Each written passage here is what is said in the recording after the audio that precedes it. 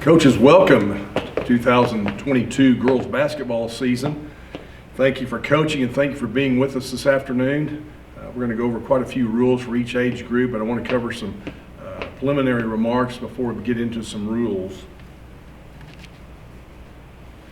First of all, coaches, make sure you and your assistant coaches have background checks on file before you start practicing and before games begin. The season will begin on January 14th, 2022. Coaches, also for your information, your game schedule will be emailed to you on Tuesday, January 11th after 5 p.m. Also, they will be posted online on Wednesday, January 12th after lunch. And you can also pick up your team and game shirts on this day sometime after that morning at 9 o'clock. Obviously, and then practices will begin on Monday, December 13th. Just want to make sure you keep all that information on when your schedules will be online, plus you can pick up your shirts when practices are scheduled. So help us with that. If you'll remember all that, we would appreciate it. Let's talk about some weather concerns that may come up during the season. It is wintertime. Should weather become an issue on game days, let's say Friday, we're going to play games on Friday and Saturday. Friday games will start at 6 o'clock. If the schools are open, our rule of thumb is to go ahead and play our games on that evening unless the school district contacts us and something unfortunate has happened as far as weather concerns go. As far as Saturday games go, and if weather should turn bad, certainly we'll be in contact with AISD to make sure their custodians can get to the gym. And then what we normally do by 7 o'clock in the morning is we'll have all information posted to our website and to our social media outlets, so you'll be able to check those very quickly and send information out to your team. As soon as we know the information, you'll know the information. Our plan is to play, obviously, all of our ball games, but with winter, you never know. Let's talk about some gyms. Quite a bit of information here to discuss, so make sure you take some good notes here, coaches. All gyms will be open 15 minutes before game time on game days. We will play on Friday evening starting at 6 o'clock, 7 o'clock, and 8 o'clock. And those gyms will be open at 5:45 p.m. For Saturday games, our games will begin at 9 a.m. and go through the day depending on how long the league is. Those gyms will be open at 8:45 a.m. in the morning, 15 minutes before. If they're not open, you can certainly give us a call. The number you can call is 806-576-8005. So make sure if your gym is not open, but give them a minute or so from that 15-minute allotment to make sure they do get it open. But anything after that, certainly give that number a call. We'll be in touch with the AISD personnel who will get that gym unlocked for you. We will not play Sunday games. We've tried this all through the fall. It seemed to work very well. It certainly gives those custodians time off on Sundays. It certainly gives you as a coach and your family and the rest of our families time together to spend with family members on Sunday. So no Sunday games this season, games only on Friday and Saturday. And by scheduling those, there may be some double headers, so make sure that you certainly check your schedule when you receive that and look for possible double headers. And I'll talk more about that as we talk about schedules. Let's talk about practice time, coaches. I talked about gyms being open 15 minutes before game time on game days. For practice time, we practice at 6:15, 7:15, and 8:15. The gym will be open at 6:15, 7:15, and 8:15. We do not open the gym 15 minutes early for practice time, so there's no need to get there early. Get there 3 or 4 minutes early, and the gym should be open for the first time of the 6:15 time. It should remain open for the rest of the evening. Also, once again, if you're not going to be able to make a practice with your team coaches, please let our staff know at least a day or two before your practice day scheduled. What we have sometimes is gyms being left open, people going in there playing ball that don't need to be in there. We've had a couple of dogs and animals stray through the gyms, and that's not good for those custodians. Obviously, they need to know and to make sure if we need to close and lock the gym until the 7:15 time or at 8:15, whatever we need to do. That way they can get in there and open and close those when they need to. But if you're not going to be at a practice, just out of courtesy, make sure you let our Kids Incorporated office know by 5 o'clock, or if you know earlier, about 4 o'clock in the afternoon at 376-5936. That way we can make sure we cancel that particular day or time with the custodians. That certainly helps us a lot. For games, kindergarten through second grade will play in the elementary school gyms. All 3rd through 8th grade games will be played in the middle school gyms. For K through 2, we ask custodians to leave a dust mop in the gym area somewhere with those tile floors. It gets a little slick during the day, either Friday evening or Saturday afternoon or so, and we want to make sure we at least leave a dust mop in there for coaches, parents, and/or officials, maybe to run it over those elementary school tile floors before the next game begins. I think that'll help us a lot. Also, make sure, coaches, that you bring a wet towel, maybe set that in the bench area where your team's playing at, and just wipe your feet off on that and get your feet wet at least, or your shoes wet before you go on the court. I think that'll help us a little bit there, and we appreciate your cooperation. Continuing with our second grade, K through second grade games, those goals will be lowered to 8.5 foot. They do not go lower than 8.5 foot, so don't try to crank them down any lower, and there's probably not going to be a crank in there anyway, but possibly if there is, and if you have to call that number I gave you, if we need a crank in there to lower them down, if they're still sitting at 10 foot, certainly give us a call, we can do that, but they're not made to go below 8.5 foot, so we shouldn't have any goals at 6 or 7 feet in those gyms. Middle school gyms, 3rd through 8th grade, we'll play on the 10-foot goals. Ask that bleachers be pulled out, along with having some chairs for the players and a couple of chairs and a table for the scorekeeper in the middle school gyms. If gyms are not open, as I mentioned 15 minutes early on game days, please give that number a call. As I said, 806-576-8005. That number is only if gyms are not unlocked, if there's not a crank in the gym, if we've got some issues to where the clock's not working, things like that, make sure that you call that number also. But it's not used for complaining or about concerns of your game or your referee or what's going on. That number is specifically used for us to call a custodian to get somebody in the gym to make sure you're taken care of for the game. For out-of-town teams, we try to make you have 4 trips over instead of 8 trips to Amarillo, so we'll play double headers if you would wish to do that, either on Friday or Saturdays. That'll certainly help you with making less trips over there, save a little gas, that's for sure. As far as teams that are coaching 2 teams, and we'll make sure you play double headers if that's what you're wanting. We try to do that to make sure you can get from point A to point B or different gyms during the day. Make sure you have enough time to do that. So the other request about not playing on certain days for whatever reason, we're not going to honor or consider those requests. We just get so many of those, and you have to understand that the folks who do the scheduling, it's a difficult job as it is, but throwing in schedule requests about dates you can't play or this or that.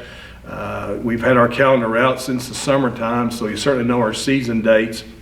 So please adhere to that. Unless we've got some kind of an emergency and you have to contact us the following day on a Monday, certainly give us a call, but we will not consider any of the schedule requests other than the 2 that I mentioned, teams coaching, your coaches coaching 2 teams and your out-of-town teams. We thank you and appreciate your cooperation with that.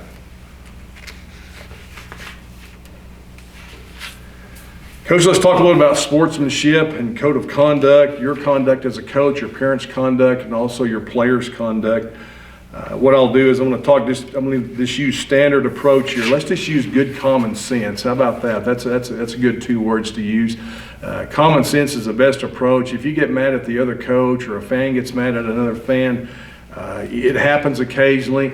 Well, we're the adults out there. We've got to make sure we act like an adult. If you have a question about that, a concern, take that away from the gym, way away from the parking lot, anywhere about that, and discuss what you need to do, or give us a call at Kids Incorporated on Monday morning and let us discuss with you. If we need to bring you in and visit with you, we certainly can do that. We just want to do what's best for the kids each and every time we have games and or practices, because anything can happen anytime on a practice or a game. So help us with that if you would.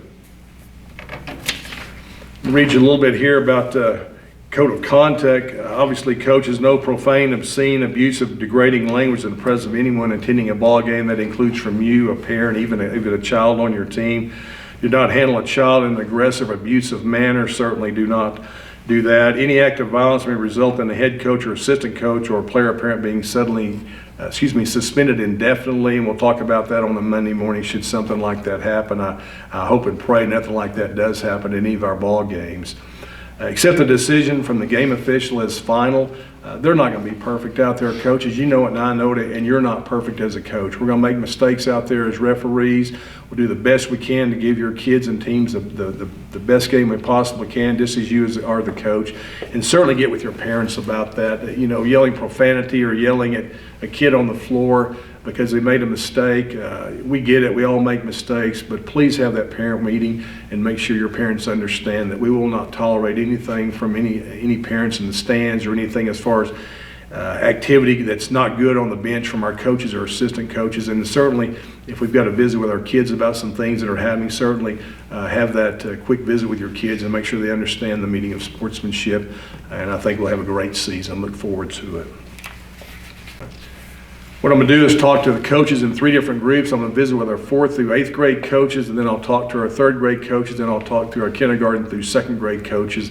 That way you're not on this Zoom call the whole time. So 4th through 8th grade coaches, let's talk about you right quick as far as some rules. The girls' ball, they'll be used as a 28.5. Use that for all girls games, this, that, and the other. Those will be checked out to you before the season begins.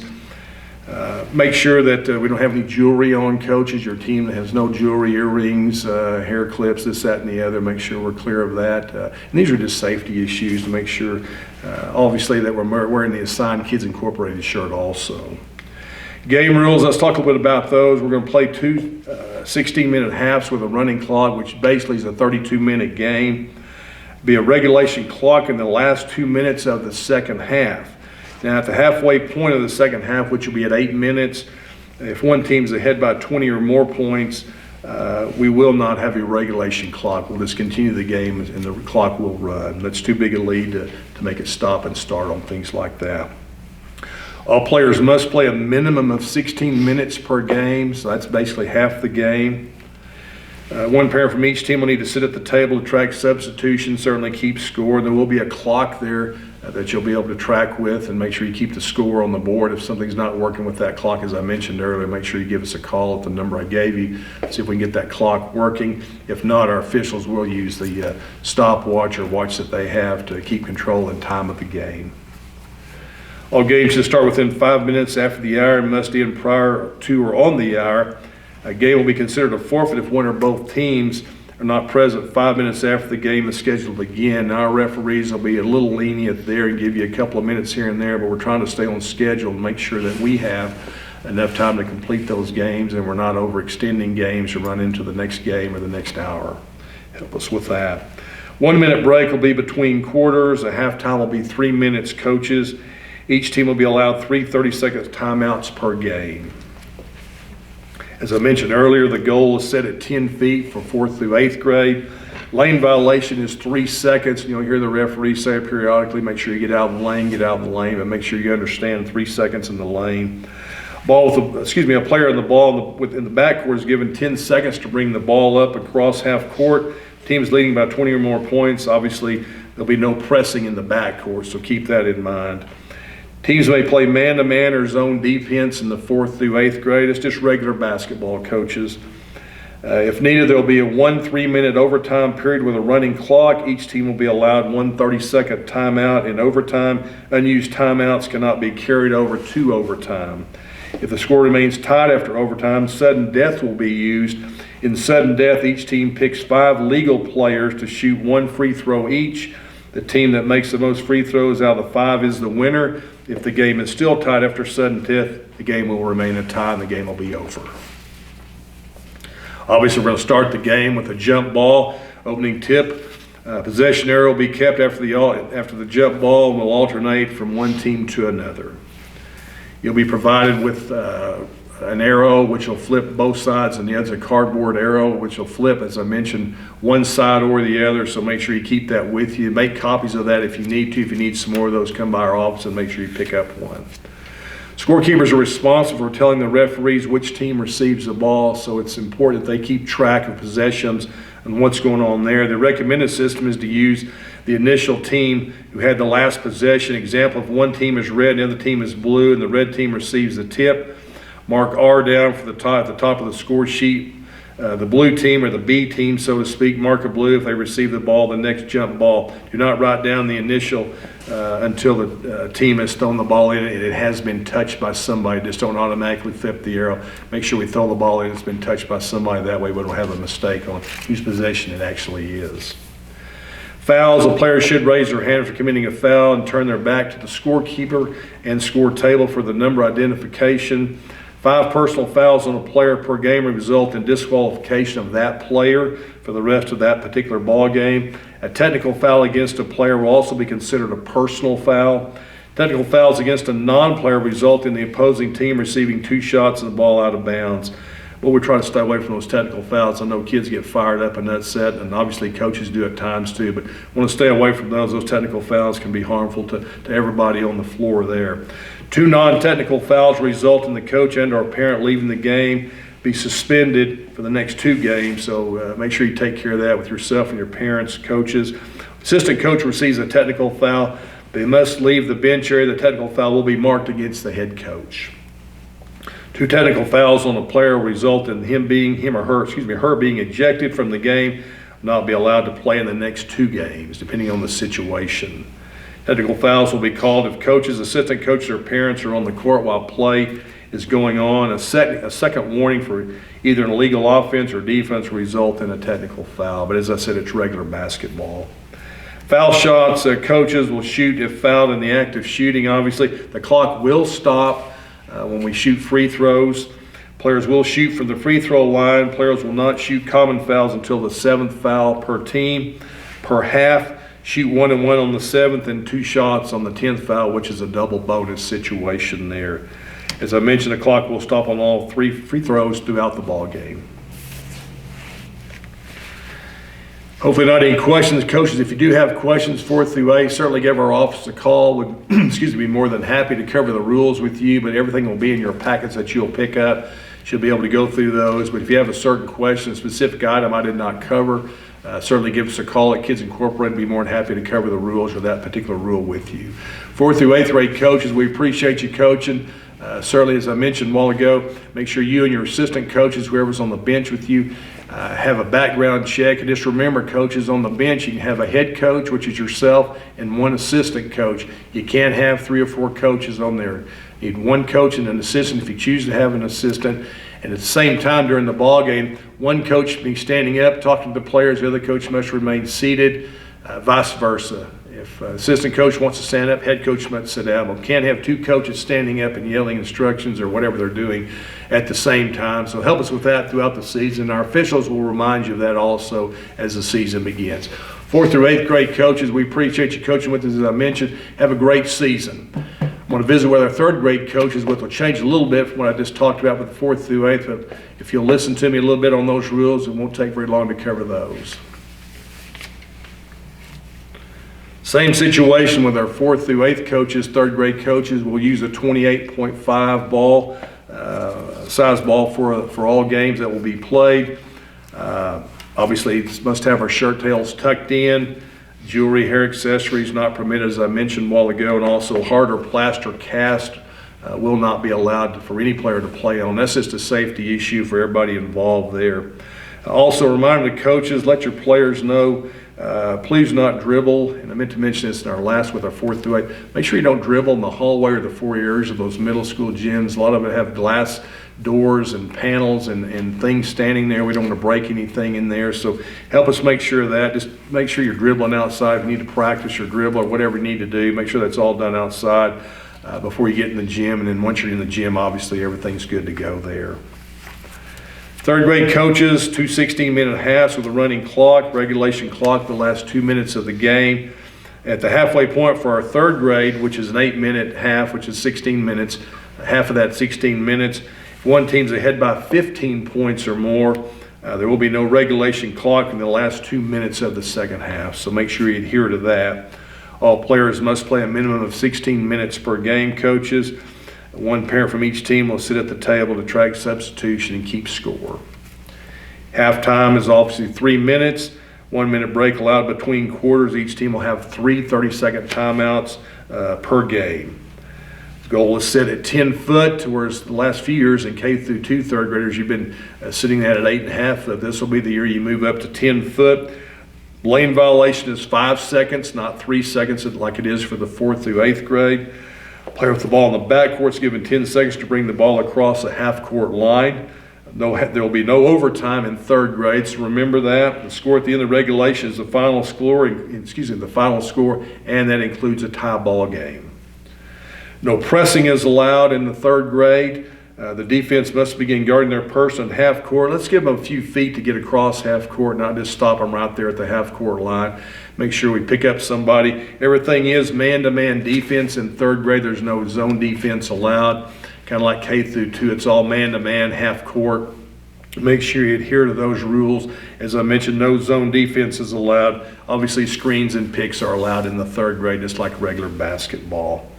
As I mentioned a while ago, opening tip will be the only jump ball during the game. Possession on any jump ball will alternate from one team to another on the sideline there. Don't need to go through that again about how we need to alternate possessions there. Technical fouls, we've talked enough about that. Against a player will be considered a personal foul. We just don't want any technical fouls. Certainly there's going to be fouls, but we don't want any technical fouls from players or coaches and or parents for sure. As I mentioned, 2 technical fouls on a player result in them being ejected from the game and will not be allowed to play the next 2 games. We'll bring them in the office and visit with the coach and parent and or player about those situations. Sometimes they're different situations, and we'll take a look at each one of those. Technical fouls will be called if coaches, assistant coaches, and parents are on the court while in play. By all means, don't rush the floor if there's something that doesn't go your way as a coach and or a parent. Just stay up there. We'll referees, we'll visit with the coach, and we'll make things right, make sure we get everything taken care of, and then go from there. But please stay in the bench area if you would, as far as your parents go. Other than that, third grade coach, that's the only rules that have changed, the ones that I just mentioned. Now, like I said, that'll be in your rules packet that you'll pick up. Once again, any questions for you, please give our office a call. Be more than happy to visit with you about a specific rule or any rule in general.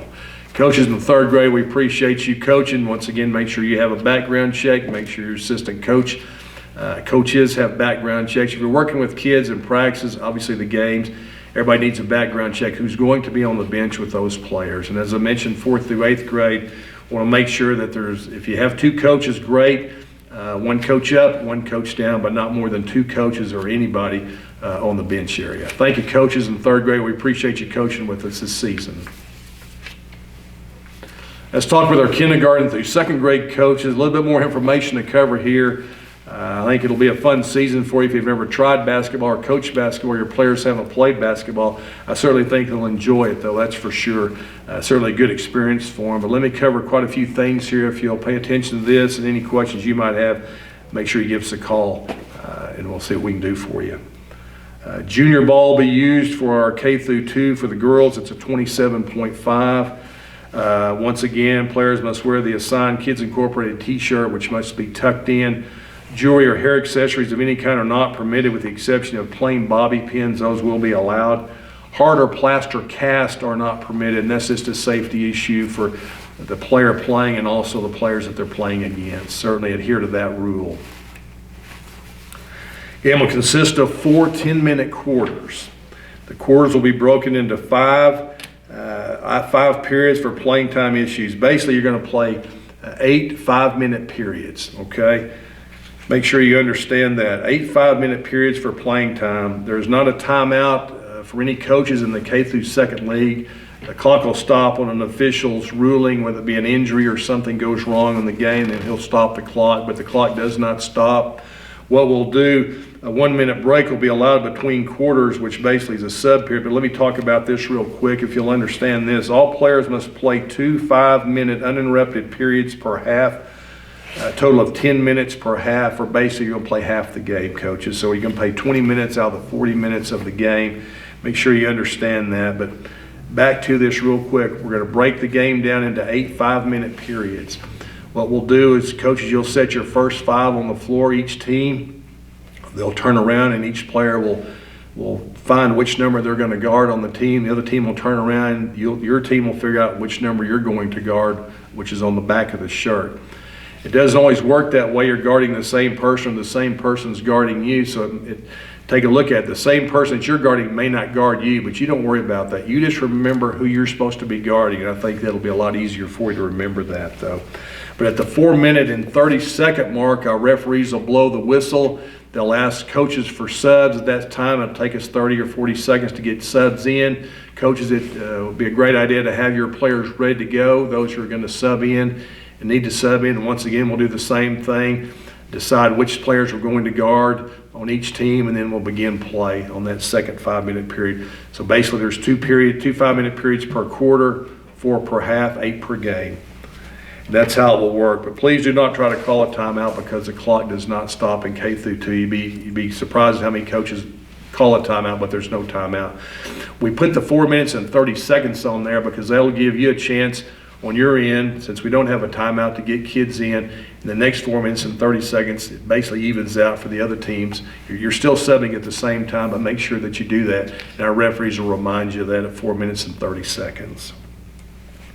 One parent should sit at the table, and in those elementary schools, there might be a little bench area, 2 or 3 little benches, so make sure, coaches, that the players and coaches are on the bench. You need your scorekeeper on each bench area there. I'm not worried about the score, and neither should you. What we're trying to worry about is tracking our substitution to make sure who's in the game and who's out of the game, and certainly any fouls that come up, we want to make sure we track those. So certainly take a look at that and make sure that we have enough benches in there. A lot of those elementary schools just have 1 or 2, so make sure your parents bring lawn chairs to sit around the gym. They don't have to stand during a ball game. All games should start within 5 minutes after the hour and must end prior to the hour. Obviously, if it's a 40-minute game and around a 5-minute halftime time we do our subbing, that game should be finishing 50 to 55 minutes, and that'd be long at 55 minutes. So really our game should finish in about 50 minutes every time for the K through 2nd game. They should never go an hour or more, ever. Game ends when time expires at the end of the hour, which basically be a 50-minute game, as I mentioned.